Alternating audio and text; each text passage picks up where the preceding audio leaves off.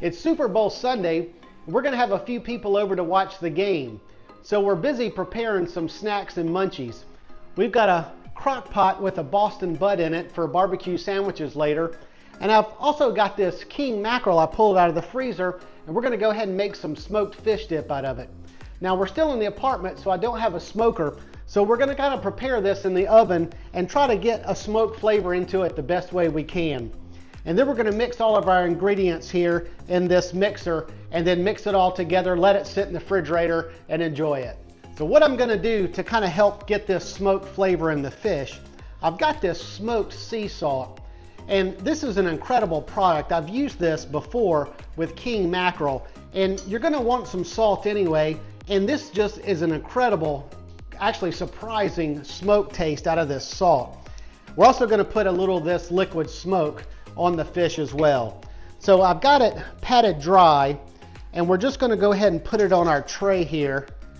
And I've got my oven preheated to 350 degrees. All right, so quick wash of my hands. And so what I think I'm going to do, I'm going to go ahead and put a little bit of this liquid smoke on. I don't want to do too much. This is hickory, and I've always been told that the best type of wood to use for smoking fish is a cherry or a kind of a fruit type wood. And this is hickory, so it's a little bit stronger, so I don't think we need a whole lot. Plus, we've got this salt here, and this has a nice taste to it, and this looks like it's made with alder wood, so I'm assuming that's a more mellow type smoke. So we're just going to go ahead and coat this. Now this is salt, so we don't want to go too heavy with it.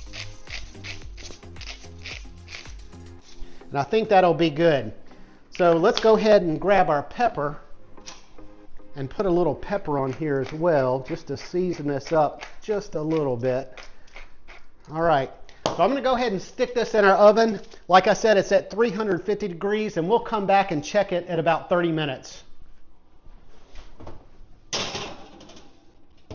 So while the fish is in the oven, I'm going to go ahead and prepare our other ingredients. So the first ingredient is these green onions, and we're just going to kind of chop these up. All right, our recipe calls for about 1/4 cup, and that's a little more, so we can go ahead and just eyeball it as we're adding our ingredients. So our next ingredient is going to be some red peppers. And you could use green peppers if that's all they have. I just like to use the red peppers just because it gives it a little color. And there's several ways you could clean this red pepper. One way I was shown is go ahead and cut the bottom and the tops off like I just did. And then you can kind of go through and just get these ribs off, and that'll take off those seeds and everything too. And then what I like to do is just make julienne strips out of these, and then go ahead and cut them into little squares about the same size as our green onions there. So if you get a little bit of a stack like this, then you can just kind of hold them together and do multiple cuts at the same time.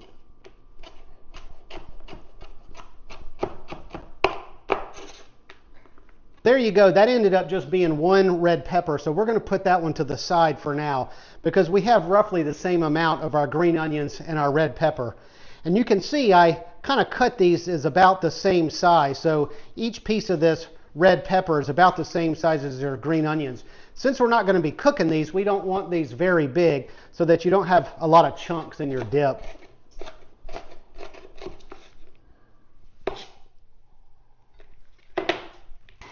All right, so what I've got in this mixer, I've got 2 containers of 8 ounces of cream cheese plus 1/2 of another.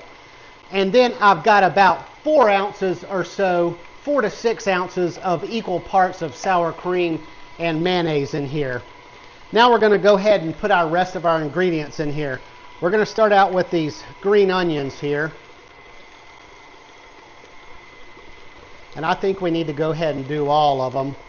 We'll do all of our red peppers. All right, to that mixture, I'm going to add about 3 or 4 tablespoons of lemon juice. I'm going to start out with 3 first. And we can always add more if we want to. And then we're going to go ahead and put a tablespoon of hot sauce. There again, we can add more of this later. And then about a teaspoon of garlic.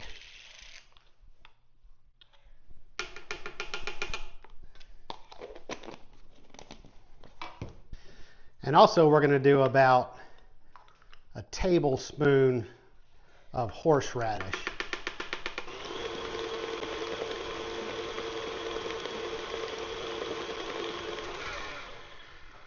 All right, that's been mixing up for 2 or 3 minutes. I'm going to take a taste test. Think that's good, Stephen? All right. Well, I think we're doing pretty good. I am going to go ahead and put some more of this seasoned salt in it, or some seasoned salt in this. This is that smoked salt. It needs some salt, and plus this is going to give us that smoke flavor at the same time. All right, let's go ahead and give this one final mix here. Get that salt mixed up.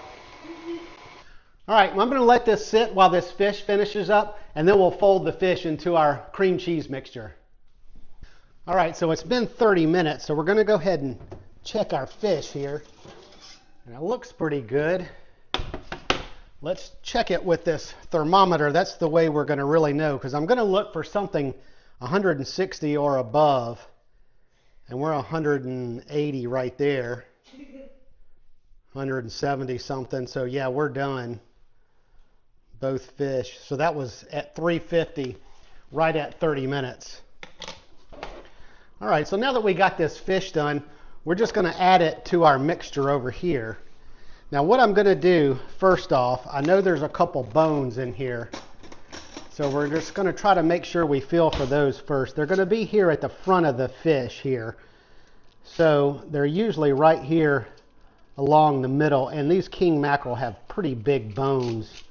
So you can pretty much kind of feel them. And my buddy Scott, who gave me this recipe, he's a chef in a seafood type restaurant. And this is their fish dip recipe that they use.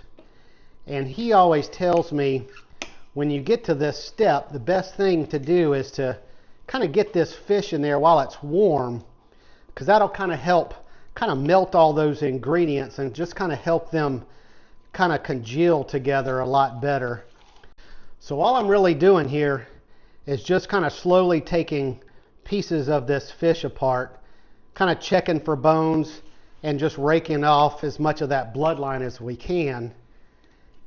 And then that's really all there is to it. We're just going to get all this fish in here, and then we're going to fold it all together. All right, so let's do a taste test. See how we did with our smoke flavor. Just on the fish. It's kind of there, but it's definitely not like the smoke you would get out of a standard kind of smoker. So let's go ahead and add just a little bit more of our salt here. The fish is not salty at all, so I know we can add some more salt here. And I'm going to kind of add this really kind of right on top of this fish here before we fold it together. There we go.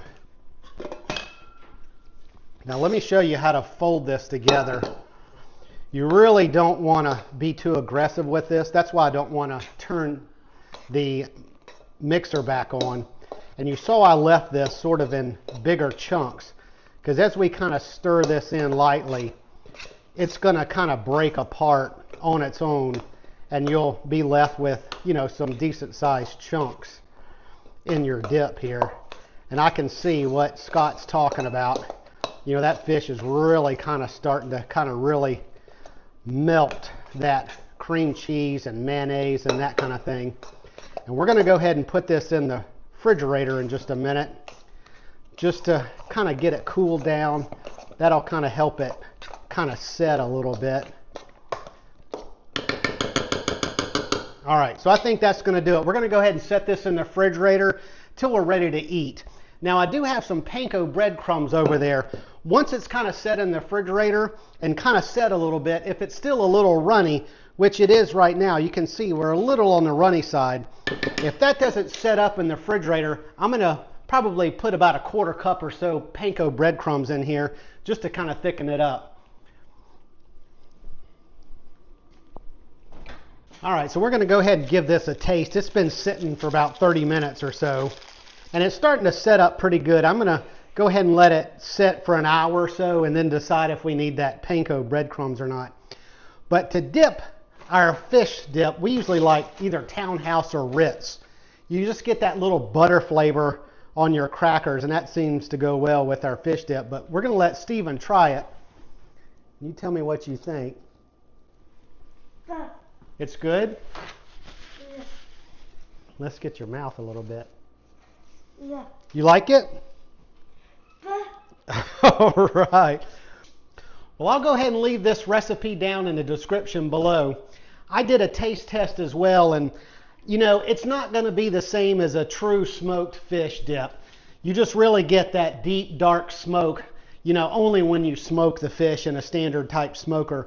But it's got a little bit of that smoke taste. I think if I did it again, I would probably use a little bit more smoked salt on the fish and a little more liquid smoke on the fish when I was cooking that.